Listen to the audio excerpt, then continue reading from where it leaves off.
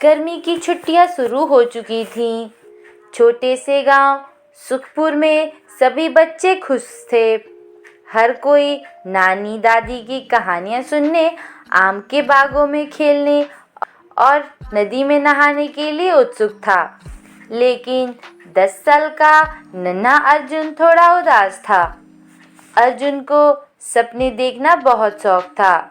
वह रात में जब भी सोता कोई ना कोई नया सपना जरूर देखता।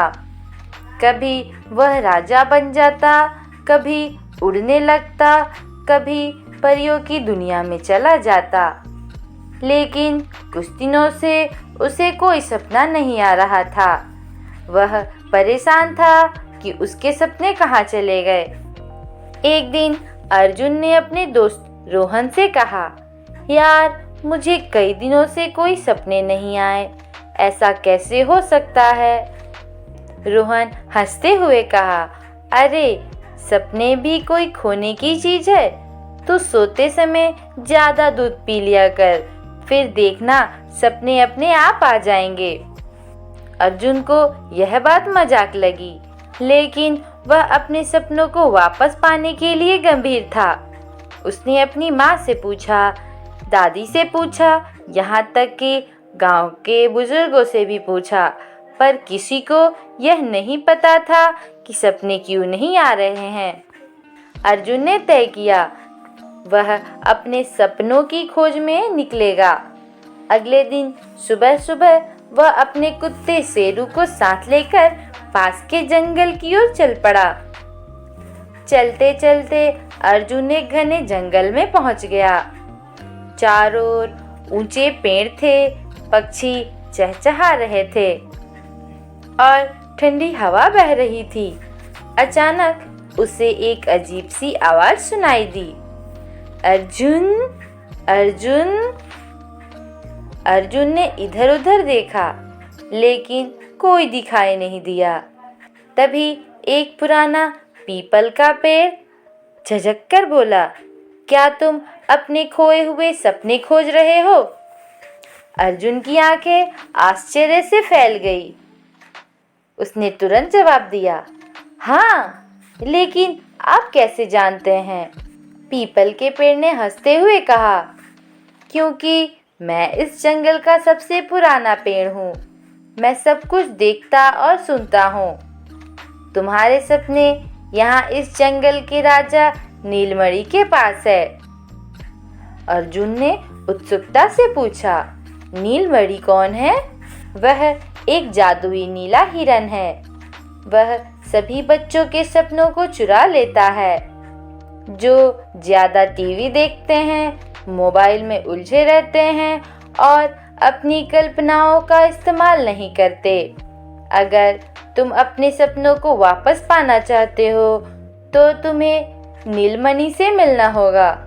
अर्जुन ने बिना समय गंवाए जंगल के राजा नीलमणि को खोजने का निश्चय किया।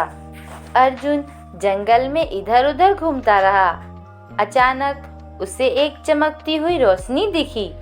वह धीरे धीरे आगे बढ़ा और देखा कि एक सुंदर नीला हिरन पानी के पास खड़ा था।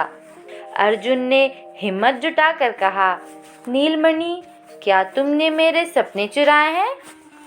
नीलमणि ने उसकी ओर देखा और मुस्कुराते हुए कहा, हाँ अर्जुन, तुम्हारे जैसे कई बच्चे अपने सपने खो चुके हैं। वे अपने दिमाग का इस्तेमाल नहीं करते, नई कहानियां नहीं सोचते, केवल टीवी और मोबाइल में उलझे रहते हैं। इसलिए उनके सपने धीरे धीरे मुझ तक आ जाते हैं।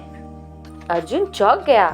उसे समझ आ गया कि वह इन दिनों टीवी पर वीडियो देखने में इतना खो गया था कि उसे खुद की कल्पनाओं को रोक दिया था। अर्जुन ने विनती की, तो क्या मैं अपने सपने वापस पा सकता हूँ? नीलमणि ने कहा, हाँ, लेकिन एक शर्त है। तुम्हें 1 सप्ताह तक बिना मोबाइल और टीवी के रहना होगा। तुम्हें अपने दिमाग का इस्तेमाल करना होगा, नई कहानियाँ सोचनी होगी, किताबें पढ़नी होंगी और अपने दोस्तों के साथ खेलना होगा। अगर तुम यह कर सके तो तुम्हारे सपने वापस आ जाएंगे। अर्जुन ने तुरंत हाँ कर दी। अर्जुन घर लौट आया और अगले ही दिन से नीलमणि की शर्त पूरी करने में लग गया। उसने मोबाइल और टीवी को छूना भी बंद कर दिया। अब वह सुबह जल्दी उठता, बगीचे में खेलता, किताबें पढ़ता, नई कहानियां लिखता और अपनी दादी से रोचक किस्से सुनता। धीरे धीरे अर्जुन को रात में फिर से सपने आने लगे। कभी वह पहाड़ों पर उड़ता, कभी समुद्र में गोता लगाता, कभी जादुई दुनिया में घूमता। एक हफ्ते बाद वह बहुत खुश था। वह फिर से अपने सपनों की दुनिया में लौट आया था। अर्जुन ने समझ लिया था कि सपने सिर्फ सोने पर नहीं आते, वे हमारे दिमाग की कल्पना से जन्म लेते हैं। अगर हम अपने दिमाग को बंद कर देंगे और सिर्फ स्क्रीन पर निर्भर हो जाएंगे तो हमारे सपने भी खो जाएंगे।